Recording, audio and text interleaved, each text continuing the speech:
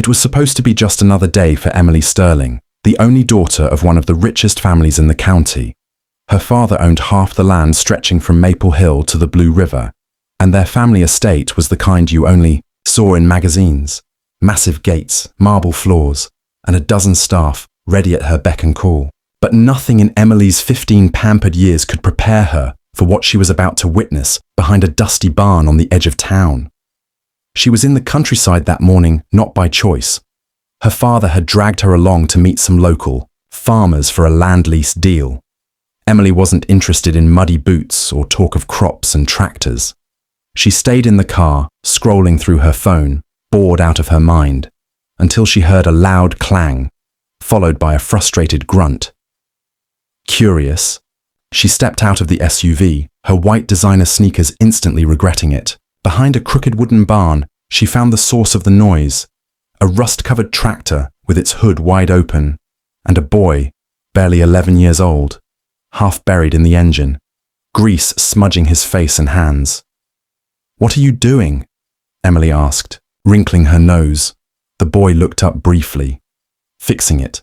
She won't start." "She?" Emily tilted her head. "The tractor," he replied simply, then turned back to his work. Emily couldn't help but stare. The kid looked like he'd walked out of a time machine from 1940. His jeans were torn, his boots were too big, and his shirt hung off his frame. But there was something in his eyes. Focused, determined. He worked with calm precision, muttering to himself, twisting wires, tapping parts. A few minutes later, the engine roared to life. Emily jumped. "You did it?" The boy wiped his hands on an old rag. "Yeah, my dad used to fix everything on this farm before he passed. Now I do."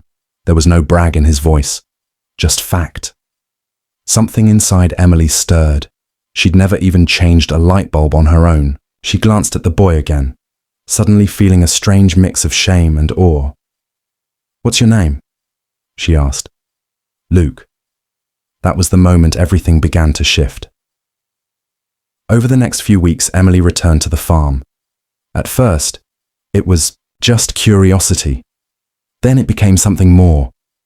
Luke showed her how engines worked, how to plant tomatoes, how to repair a broken fence.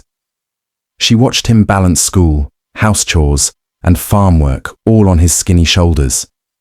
But she also saw the cracks, the leaky roof, the overdue bills on the kitchen counter, the way Luke's little sister wore shoes 2 sizes too small.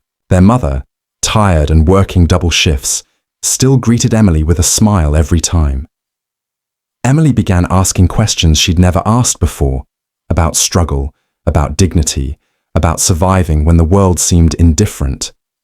Then one day, she overheard her father finalizing a deal to buy out the farm next door. The plan was to demolish it and build luxury cabins. Luke's home would be next. Emily couldn't sleep that night. The next morning, she stormed into her father's office. For the first time in her life, she wasn't asking for money or permission for a party. She was begging him not to go through with the buyout. Her father laughed it off at first, but Emily didn't back down. She showed him pictures of the farm, videos of Luke repairing old machinery, stories of how the family was holding on despite everything. "You always taught me that real strength is earned," she said. "Well, that boy has more strength than anyone I know." Her father was silent for a long time. 2 days later, the town council announced that the development project had been cancelled. Not only that, but a new community grant was being formed to support small farms, spearheaded by none other than Emily Sterling. The news spread fast. At the next farmers' market, people whispered in amazement as Emily showed up with Luke's family, helping them sell their produce. She wasn't wearing designer clothes. Her hands were calloused. Her smile was real. Luke looked at her and grinned.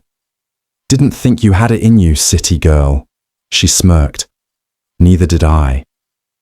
That summer, the whole town watched as the rich girl who had once known only luxury found purpose in the dirt and gave hope to a boy who refused to give up, and in the process, both of their lives changed forever.